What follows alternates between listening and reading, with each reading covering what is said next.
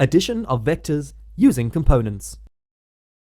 If we have two or more vectors that are not perpendicular, we can use our understanding of resolution of vectors to add them. Consider this example.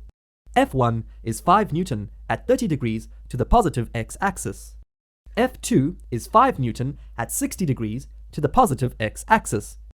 Vector F3 is 10 Newton at 210 degrees to the positive x-axis. To determine the resultant of these three forces, we proceed as follows. Resolve each vector into its horizontal and vertical components. Find the sum of the horizontal components, which gives the net parallel component Rx. Find the sum of the vertical components, which gives the net perpendicular component Ry. Use Rx and Ry to find R. Let us apply this method now. Resolving F1 gives us F1, x and F1, y. We similarly resolve the other two forces. F1, x can be calculated as F1, x is equal to F1 cos 30 degrees.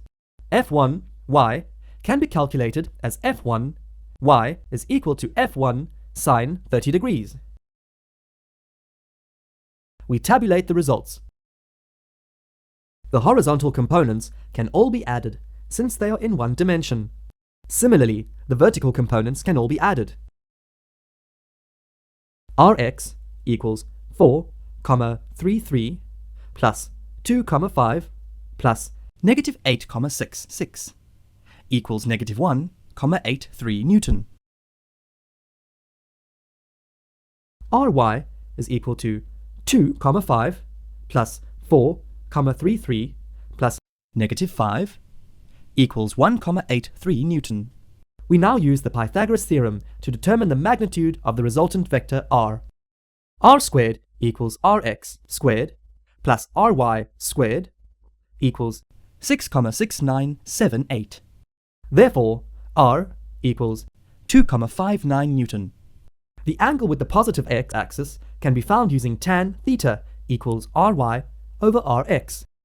Tan theta equals 1,83 over negative 1,83 equals negative 1. Therefore, theta equals negative 45 degrees.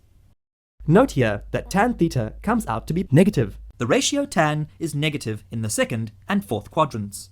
In this case, vector Rx is negative and vector Ry is positive, and therefore the vector is directed towards the second quadrant. Hence, the angle is 180 degrees plus negative 45 equals 135 degrees. This is the angle made by the resultant to the positive x-axis. Starting to feel it? Now go master it with Maski.